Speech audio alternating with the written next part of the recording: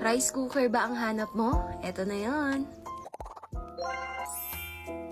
May dumating nga akong package at eto nga yung mini rice cooker pero 2 liters na yung capacity. Eto nga rice cooker na to is naka easy click cooking button na nga kaya napakadali rin niyang gamitin. Pag bumili ka nga neto, kasama na nga yung steamer, measuring cup pati na rin yung spoon.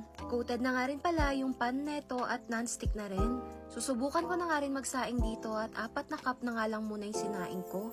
At dahil 2 liters capacity to, good for 1 to 4 person na nga kapag ka nagsaing ka ng rice dito. Naka-automatic insulation na nga rin pala siya at ito yung sinasabi ko sa inyong 1 click lang. Dahil isa nga lang yung pindutan nito, hindi ka malilito. Parang kagaya pa rin ng mga datihang rice cooker. Pero yung materials niya, ibang-iba talaga. At alam nyo bang sobrang bilis lang din makaluto dito? Bukod sa pagsasaing, pwede rin kayo maglaga, magprito at kahit ano. Kaya kung gusto nyo, nasa yellow basket.